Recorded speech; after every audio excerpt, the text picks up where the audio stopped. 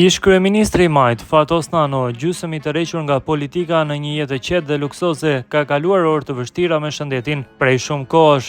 Sëmundja mushkrive nga e cila i është prekur shkaktohet kryesisht nga duani dhe jeta sedentare. E teksa Fatos Nano festoi pak ditë më parë ditëlindjen e tij, ne po botojmë një nga kablogramet konfidenciale të ambasadës amerikane në Tiranë, zbardhur nga WikiLeaks vite më parë, ku vjen në dukje krahas rrethanave politike edhe mënyra e jetesës së ish kryeministrit, si dhe problemet e tij familjare. Aty bëhet një biografi e detajuar e Fatos Nanos në vitin 1997, atëherë kur Nano ishte liruar nga burgu pak muaj më parë dhe sapo ishte zgjedhur kryeministër. Autore e kablogramit është vetë ambasadorja amerikane e asaj kohe Marisa Lino. Diplomatja e lartë raporton në Dash detajet e jetës së Fatos Nanos. Në vitin 1996 u përhapën zëra se vajza e tij merrte drogë, ndërkohë që ai ishte në burg, ndërsa djali i tij adoleshent kishte dalë nga kontrolli i mamas, duke u bërë rebel dhe i padisiplinuar, një duanpirës i regjur, një kafshë sociale që shijon mbredhjet në orët e vona të natës, me rrethin e ngushtë të shokëve politikan, është përshkrimi i ambasadores. Kablogrami është shkruar më 8 gusht 1997 dhe është dërguar nga ambasada amerikane në Tiranë drejt për drejt në departamentin e shtetit. Fatos Nano ka lindur më 16 shtator të vitit 1952, është i martuar me të dashurën e rinisë së hershme, të cilën e ka njohur që në fakultet. Ata kanë gjithashtu edhe 2 fëmijë të rritur, një vajzë dhe një djalë. Djali i moshës rreth 17-18 vjeç është duke studiuar në një kolegj amerikan në Selanik. Vajza e moshës rreth 16 apo 17 vjeç studion në Lyon të Francës. Nano është diplomuar në Fakultetin e Ekonomisë në Universitetin e Tiranës, i specializuar në ekonominë politike. Nga viti 1975-1978, Nano punoi në menaxhimin e metalurgjikut në Elbasan. Nga 78 deri në 81, ai punoi si kërkues në ekonominë botërore në Institutin Marksizëm-Leninizëm në Tiranë. Nga 81 deri në 84, Nano punoi si ekonomist në fermën bujqësore të Priskës.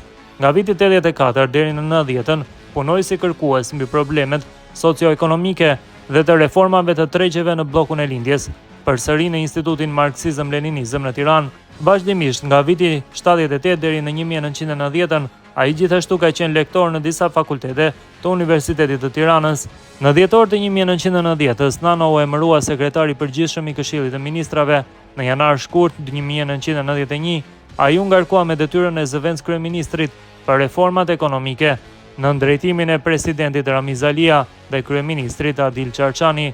Nga marsi në maj të 91-shit ai u zgjodh kryeministri i qeverisë së përkohshme, e cila përgatiti zgjedhjet e para pluraliste në 31 mars 1991, duke filluar tranzicionin në një sistem demokratik. Nga maj në qershor 91 atij u dha një mandat i dytë si kryeministër. Nano u zgjodh si deputet nga viti 91-92 dhe përsëri në zgjedhjet e atij viti, megjithëse karriera e tij në këtë drejtim u ndërpre. Ai u arrestua me akuzën e korrupsionit më 30 korrik 1993 dhe u dënua me 12 vite burg në vitin 1994 pas një procesi të prishur nga shkeljet e procedurave ligjore. Ai u deklarua i dënuar politik nga Amnesty International, Komisioni i Mbrojtjes së të Drejtave të Njerëzit në Helsinki dhe grupe të tjera. Nano u lirua nga burgu në 14 mars 1997 me faljen e presidentit Berisha gjatë përmbysjes së pushtetit. Nano ishte zgjedhur kryetar i PS-s në kongresin e themelimit të kësaj partie më 12 qershor 1991 dhe u konfirmua në këtë post në kongresin e dytë të kësaj partie në gusht 1996, gjatë kohës kur ai ishte në burg. Nano ka publikuar një numër studimesh krahasuese mbi tregjet ekonomike, reformat në bllokun e lindjes dhe funksionimin e tregjeve europiane. Ai ka publikuar gjithashtu artikuj mbi kërkimet shkencore të prezantuara gjatë konferencave në Shqipëri dhe Gjet. Nano ka marrë çmimin e tretë më të rëndësishëm në vend për studimet mbi faktorët socio-ekonomik të vendeve në tranzicion. Nano flet rrjedhshëm italisht dhe shumë mirë anglisht. Ai gjithashtu flet rusisht, serbo-kroatisht, spanjisht dhe pak greqisht. Fatos Nano ka lindur në një familje që ishte pjesë e elitës së regjimit komunist të vendit. Babai i tij ishte drejtori i radio-televizionit shqiptar për shumë vjet.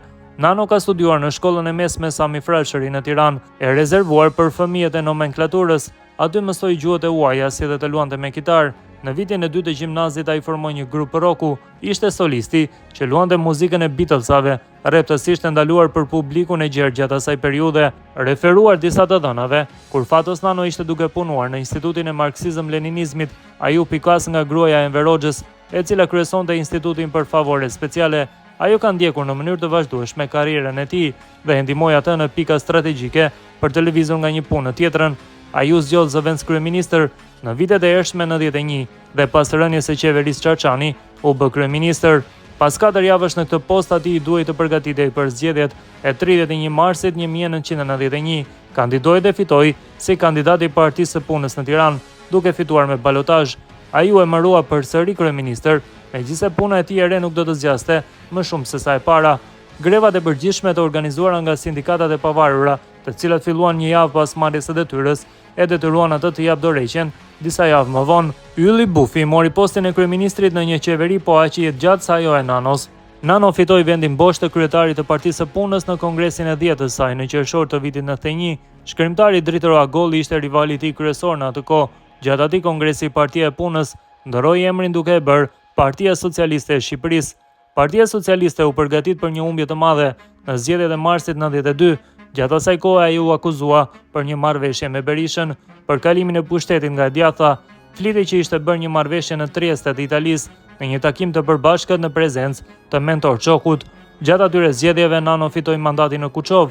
Rivali i tij ishte Perikli Teta, tani sekretar shteti në Ministrinë e Mbrojtjes në qeverinë Nano.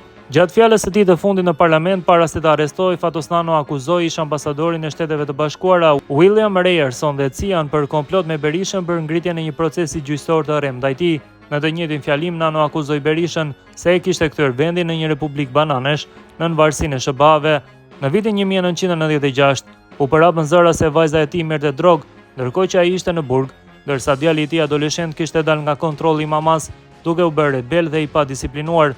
Me të dy fëmijët që studionin jashtë Shqipërisë, pavarësisht se si ishte e vërteta, ata duket se tani janë bërë të mbar, duke u bashkuar me prindërit në plazhin e Durrësit ku ishin të pranishëm edhe të huaj. Nano është intensiv, i fokusuar dhe individual. Është 168 cm, një gjatësi mesatare për meshkujt shqiptar. Doli nga burgu mbi peshë dhe i parruar. Shumë të njohur të vjetër u shprehen se nuk e kishin njohur atë pas daljes nga burgu. Një duan pirës i regjur, një kafshë sociale që shijon mbredhjet në orët e vona të natës me rrethin e ngushtë të shokëve politikan. Është serioz edhe kur bën shaka. Miku i tij më i afërt i gjatë gjithë kohëve më të vështira kur ai ishte në burg ishte B. Zeneli. Zeneli, i cili ishte miku më i besuar pas gruas së tij, nuk ju dha një pozicion prestigjioz me profil të lartë. Përkundrazi ai mbati një profil të ulët, duke qenë deputet i Parlamentit të Shqipërisë dhe kryetari i Komisionit Parlamentar për punët e jashtme. Gruaja e vizitonte Fatos Nanon një herë në javë në burgun e Tepelenës. Ata janë dukshëm të përkushtuar ndaj njëri tjetrit, edhe pse ajo nuk është shumë e aftë në gjuhët e huaja dhe nuk flet shumë në publik. Në pranitë të huajve duket qartë se Fatos Nano ka konsiderat të lartë për të, shkruaj në Kablogram.